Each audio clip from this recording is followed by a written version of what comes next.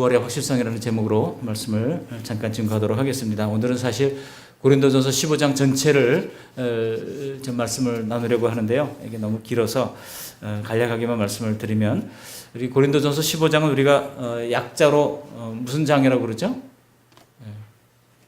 히브리서 11장을 우리가 믿음장이라고 그러고, 요한복음 1장을 말씀장이라고 그러고, 고린도전서 13장은 뭐예요? 사랑장이라고 그런다면 고린도전서 15장은 부활장이라고 부릅니다. 그래서 정말 이 부활장만큼 많은 사람들에게 용기를 주고 위로를 주는 담대함과 은혜를 주는 말씀도 흔치 않을 것입니다. 사실은 부활장 우리가 얘기를 합니다만, 좀 더 정확히 말하면 부활의 소망, 부활의 소망장, 이렇게 해야 또 정확하다고 얘기할 수 있습니다. 고린도서 15장은 이 부활과 관련해서 사람들에게 공통적으로 가져온 두 개의 질문에 대한 설명을 하고 있습니다. 첫 번째 질문은 과연 죽은 자들에게 부활이 있는가라고 하는 질문에 대한 답변을 하고 있고요. 그리고 또 하나의 질문은 부활이 있다면 그 부활의 성격이 뭐냐라고 하는 질문에 대하여 답변을 하고 있습니다. 먼저 이 부활의 사실성 혹은 부활의 확실성이 뭐냐를 가지고 몇 가지 말씀을 드리려고 합니다. 예수님의 부활은 먼저 여기 4절에서 이야기하고 있는 것처럼 성경대로 된 것입니다. 성경대로, 계속해서 본문에서 성경대로 4절, 3절, 4절, 5절 계속해서 성경대로는 말이 반복되고 있죠. 그리고 이 부활은 다수의 증인들이 있습니다. 우리가 한 사람의 증인만 있으면은 법정에서 그 채택되기가 어려웠던 시절이었습니다. 오늘날도 마찬가지입니다. 가능하면 다수의 증인이 공통된 증언을 할 때 그 증언이 참되다 이렇게 인정받을 수가 있었죠. 그런데 예수님의 부활은 많은 사람들에게 나타나 보였다는 거예요. 우리 5절 말씀 같이 한번, 5절로 8절 말씀 같이 한번 다시 한번 읽어보십니다. 게바에게 보이시고 후에 12 제자에게와 그 후에 500여 형제에게 일시에 보이셨나니 그 중에 지금까지 대다수는 살아있고 어떤 사람들은 잠들었으며 그 후에 야고보에게 보이셨으며 그 후에 모든 사도에게와 맨 나중에 만삭되지 못하여 난 자 같은 내게도 보이셨느니라. 되지 못하여 난 자 같은 나, 이 누굽니까? 바울을 스스로가 겸손하게 이렇게 표현하는 것이죠. 마지막에 바울에게도 주님께서 보이셨음을 말씀하고 있습니다. 한두 사람이 봤다면 착각할 수 있어요. 그러나 이렇게 여러 사람이 봤고, 바울이 이 고린도 전서를 기록할 때 이미 그때까지도 많은 사람이 대다수는 살아있다고 말씀하고 있는 것을 보면 바울이 거짓말로 고린도 전서를 쓸 수는 없었을 것입니다. 여러분, 이 그리스도의 부활은 첫 열매가 되신다고 말씀하고 있습니다. 첫 열매라고 하는 것이 무슨 뜻입니까? 우리 주님께서 죽음에서 살아나셨기 때문에 우리도 죽음에서 살아날 소망이 있다는 것입니다. 우리도 부활의 나중 열매가 된다는 거예요. 예수님이 첫 열매이기 때문에. 그래서 여기 12절 보면 이렇게 말씀하고 있죠. 우리 12절, 13절 말씀 같이 한번 읽어보십니다. 12절, 그리스도께서 죽은 자 가운데서 다시 살아나셨다 전파되었거늘 너희 중에서 어떤 사람들은 어찌하여 죽은 자 가운데서 부활이 없다 하느냐.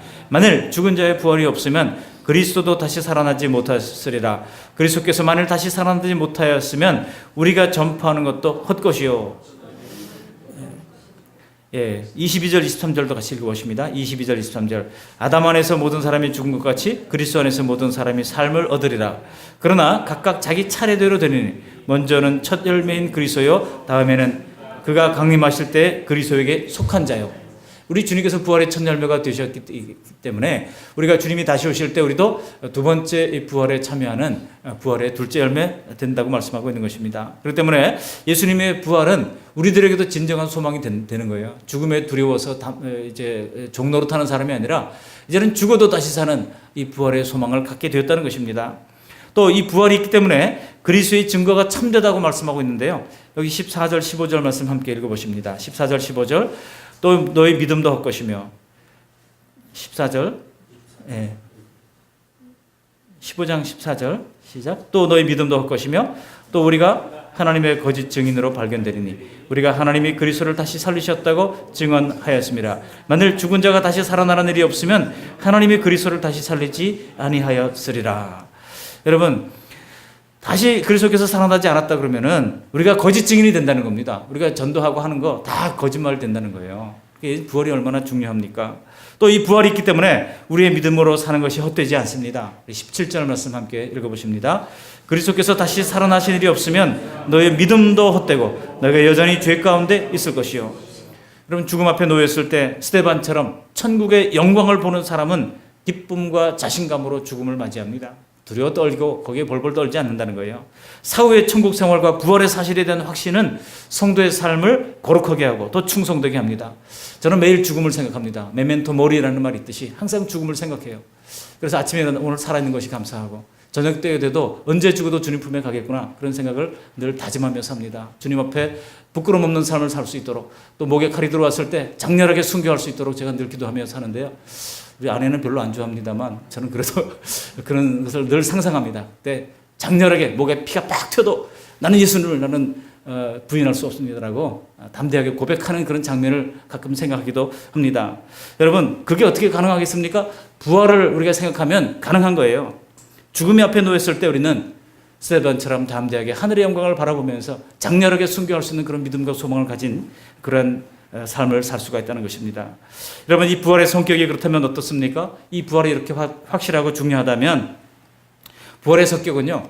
부활 시에 받을 영광이 다르다고 말씀하고 있어요. 우리 38절로 41절 보시면 육체에 비유하면 사람의 육체, 짐승의 육체, 새의 육체, 물고기의 육체가 다른 것 같이 부활 시의 영광도 각 사람이 다르다는 거예요.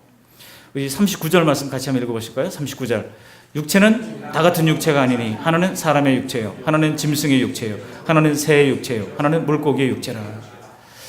그리고 천체들의 비유하면은요 40절 41절 보면 해와 달과 별의 영광이 다르고 별들도 각각 그 영광이 다른 같이 부활 때에도 각 사람이 하나님께 받을 영광이 다르다는 겁니다. 그 영광이 다른 것은 우리가 하나님 앞에 어떤 삶을 살았느냐로 결정될 것입니다. 인생은 유한하지만 이 유한한 인생의 기간을 우리가 어떻게 보냈느냐에 따라서 부활 후에 입을 상급이 다르다는 것입니다. 구원은 똑같이 받을지라도 상급은 각각 다른 것입니다. 그렇기 때문에 인생의 남은 기간 더욱더 주의 힘쓰며 살아갈 수가 있는 것입니다. 또 이 부활 시에 성도가 입을 몸을 오늘 공통적으로 이러한 특징이 있다고 소개를 하고 있는데요. 42절에 보면 썩지 아니할 몸이라고 말씀하고 있거든요. 우리 42절, 43절 말씀 함께 읽습니다.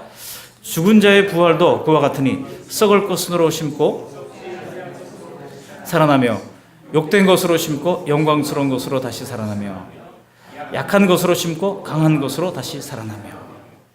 자, 여기 보시면은요. 먼저 우리의 부활 이후에 우리 몸은 썩지 않는다고 하는 것이죠. 오전에도 말씀드렸습니다만 우리의 육체는 숨을 거두는 즉시 이제 바이러스가 파먹고 그리고 효소가 파먹고 다 파먹어집니다. 그러나 부활 시에 다시 사는 우리의 육체는 썩지 않는다는 겁니다. 그 다음에 영광스러운 몸이라고 말씀하고 있습니다. 영광스러운 몸. 또 강한 몸이라고 인간이 참 약하잖아요. 그러니까 뭐 감기 걸리면 골골하고 이번에도 저도 독감하면 야 이게 이렇구나. 뼈 마디마디가 아프다더니 난생 처음 이런 뼈 마디마디 아픈 것도 한번 겪어봤는데요. 야 이게 그렇구나. 약하잖아요. 이게 참 약합니다. 그런데 부활 시에 우리의 몸은 강한 모습으로 다시 난다는 거예요. 시력이 침침한 것도 이제는 확 잘 보이고 그런 몸으로 다시 살아나고. 여러분 연약한 거 있잖아요. 뼈 마디마디 쑤시는 것도 없어지고, 그죠? 다리도 튼튼하고 당뇨병도 치료되고 또 뭡니까? 뭐 고소공포증, 폐소공포증, 모든 공황장애 이런 거 싹 없는 건강한 몸으로 새롭게 회복된다고 말씀하고 있는 것입니다. 또 거기다가 신령한 몸이 된다고 말씀하고 있죠. 45절 말씀 함께 읽어보십니다. 기록된 바 첫사람 아담은 생령이 되었다 함과 같이 마지막 아담은 살려주는 영이 되었나니. 살려주는 영, 신령한 몸입니다. 신령한 몸으로 있게 된다고 말씀하고 있고 53절에 보면 죽지 아니할 몸이 된다고 말씀하고 있습니다. 이게 이런 부활의 특징과 소망을 분명히 성경에 기록해 놓았음에도 불구하고 어떤 사람들은 그렇게 사람들이 다 살아날 것 같으면은 천국이 도대체 얼마나 커야 되겠느냐. 천국이 너무나 만원이라서 들어갈 틈이 없어가지고 그러면서 이렇게 우스갯소리를 하는 분들이 있습니다만 그건 하나님의 크심을 모르기 때문에 하는 소리입니다. 우리가 이러한 부활의 몸을 입을 때 우리는 더 이상 죽음의 종로로 타지 않고 도리어 죽음을 우리는 조롱할 수가 있게 됩니다. 하는 사람들이 죽음에 대한 두려움을 갖고 있잖아요. 그러나 죽음을 조롱한다는 겁니다. 어느 정도로 조롱합니까? 우리 55절 56절 말씀을 함께 읽어보십니다. 사망아 너의 승리가 어디 있느냐. 사망아 내가 쏘는 것이 어디 있느냐. 사망이 쏘는 것은 죄요 죄의 권능은 율법이라. 더 이상 죽음을 두려워하면서 비굴하게 행하지 않는다는 겁니다. 도리어 이김을 주시는 주님께 감사하는 태도를 가진다고 말씀하고 있습니다. 우리 57절 58절 말씀 함께 읽어보십니다. 우리 주 예수 그리스도로 말미암아 우리에게 승리를 주시는 하나님께 감사하노니 그러므로 내 사랑하는 형제들아 견실하며 흔들리지 말고 항상 주의 일에 더욱 힘쓰는 자들이 되라. 이는 너희 수고가 주 안에서 헛되지 않은 줄 알미라. 그리고 58절 말씀은 제가 결혼식 했을 때 저한테 어떤 결혼 기념패를 주면서 거기에 새겨져 있던 구절이 고린도전서 15장 58절 말씀이었어요. 그러므로 내 사랑하는 형제들아 견실하며 흔들리지 말고 항상 주의 일에 더욱 힘쓰는 자들이 되라. 여러분, 죽음을 두려워하지 않는 우리가 이런 부활의 소망을 가지고 해야 할 일이 있습니다. 해야 할 일이 무엇입니까?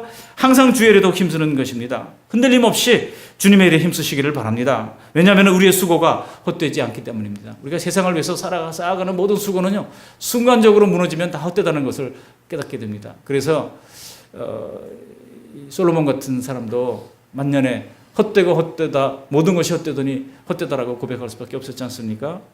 그러나 우리가 예수님을 위해서 하는 모든 일들은 헛되지 않는다고 말씀하고 있습니다. 세상에서 자기를 부인하고 십자가를 지고 예수님을 따랐던 사람들을, 또 의를 위해서 핍박받았던 사람들, 그리고 그리스도를 위해서 받는 능력을 기뻐했던 사람들, 그리고 그것을 세상의 모든 것보다 더 큰 재물로 여겼던 사람들, 그 모든 것을 포기하고 선교지로 떠나는 오늘날 선교사님들, 여러분 과거에 20년 전에 선교지로 떠날 때는요, 칭찬을 받으면서 칭송을 받으면서 떠났어요. 근데 요즘 선교지로 떠나는 사람들 너무나 초라해요. 요즘 우리 참 선교사에 헌신하는 우리 젊은이들 볼 때 참 안타깝습니다. 파송할 줄 교회가 없어가지고 허덕이는 그런 선교사님들이 허다하게 많아요. 제 후배들도 그래서 지금 계속 어떻게 뭐 하면서 왔다 갔다 하고 그런 사람 가운데 있는데 안타깝습니다. 여러분, 교회가 왜 성장해서 뭘 해야 되려고 성장해야 됩니까? 교회가 성장해서 우리끼리 잘 먹고 잘 살기 위해서 성장해야 되는 거 아닙니다. 더 우리가 그런 분들을 우리가 받아들여서 파송도 하고 보낼 수 있고 그런 교회가 된다면 얼마나 주님 앞에 보람 있겠습니까? 왜냐하면 주 안에서 이 모든 수고가 헛되지 않기 때문입니다. 여러분, 모든 것을 포기하고 주님을 위해서 순교까지 했던 사람들, 그런 사람들에게는 생명의 부활과 함께 큰 상급이 있다고 약속하고 있는 것입니다. 그래서 현재의 고난은 장차 우리에게 나타날 영광과 좋게 비교할 수가 없는 그런 은혜를 베풀어 주실 것입니다. 그러므로 오늘 주시는 말씀과 같이 더욱 힘써서 우리에게 주어진 사명, 작게는 구제와 기도와 금식, 또 크게는 우리에게 주변의 이웃들을 함께 더불어 섬기면서 선교하는 일에 동참하는 그 말씀교회 성도님들이 다 되시기를 주님의 이름으로 축원합니다. 아멘. 고마우신 하나님 아버지, 오늘 귀한 말씀을 들려주셔서 감사를 드립니다. 부활의 확실성을 말씀해 주셨고 부활의 성격에 대해서 가르쳐 주시니 고맙고 감사를 드립니다. 성경대로 많은 사람들에게 보이셨고 첫 열매가 되셨고 또 그 증거가 참되고 믿음의 삶이 헛되지 않도록 하시는 부활의 확실성을 신뢰하면서 하나님 아버지, 예수 그리스도의 부활의 그 성격, 곧 하나님 아버지 죽지 않고 쇠하지 않고 영광스러운 하늘의 기업을 받아서 하나님 아버지, 우리가 부활할 때 하나님 아버지 연약한 몸이 강하게 되며 하나님 아버지 육체의 몸이 신령한 몸이 되며 하나님 아버지 죽을 수밖에 없는 몸이 죽지 않을 몸이 되어서 하나님 아버지 사망을 비웃으며 담대하게 믿는 자의 향기를 드러내는 복된 인생, 담대한 인생, 용기로 가득 찬 인생 될 수 있도록 저희들을 변화시켜 주시옵소서. 예수님 이름으로 감사하며 기도합니다. 아멘.